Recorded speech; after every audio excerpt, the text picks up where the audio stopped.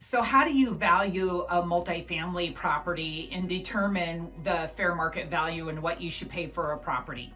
Well, there's two ways that you can value a property. The first one is using a cap rate to come up with a market value or a price. And the second one is using the gross income multiplier. So let's start with the cap rate. The cap rate is calculated using the net operating income of a property.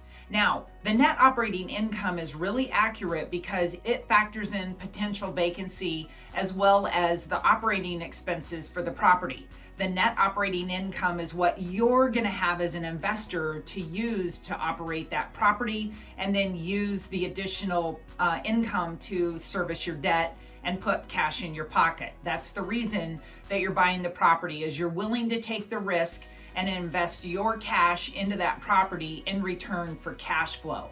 So when you're looking at a market cap rate, let's start with an easy example.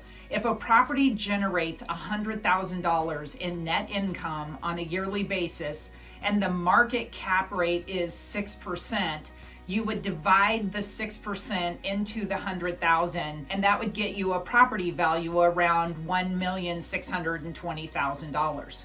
On the flip side, if you knew what a seller wanted to sell his property for, but you weren't sure what the cap rate was, you could also take the $100,000 in net income and divide the sales price into that net operating income, and that would calculate and tell you what the cap rate would be.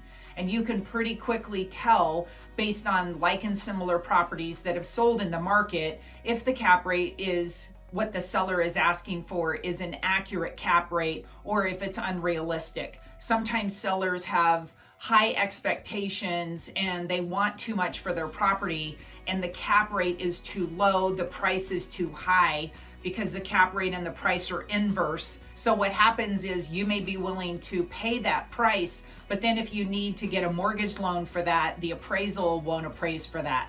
So you have to be knowledgeable on market cap rates. And if you're unsure, check with a commercial real estate broker in your area and find out what market cap rates are.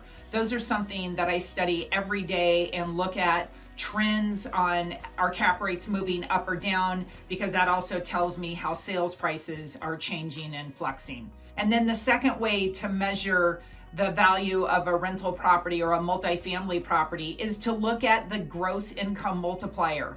Now, to calculate the gross income multiplier, what we do is we take the sales price divided by the annual rent. So as an example, if the property has a sales price of $400,000 and it generates $100,000 in rental income, that gives you a gross income multiplier of 4. And between 4 to 7% is in a healthy market. The lower the gross income multiplier means the higher the gross income is than the market value or the asking price of the property.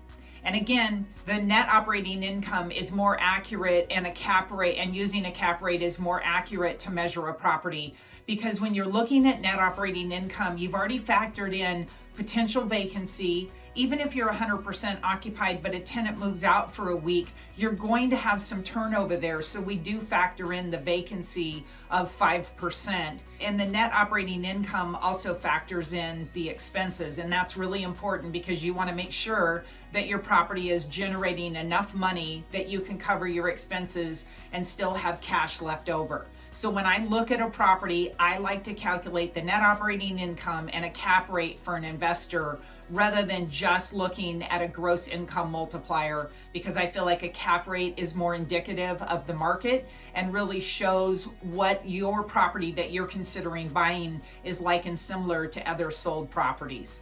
Click on the link down below to download my free PDF on how to sell your apartment for top dollar fast. I'm Rene Nelson with Pacwest Commercial Real Estate. Have a fantastic day.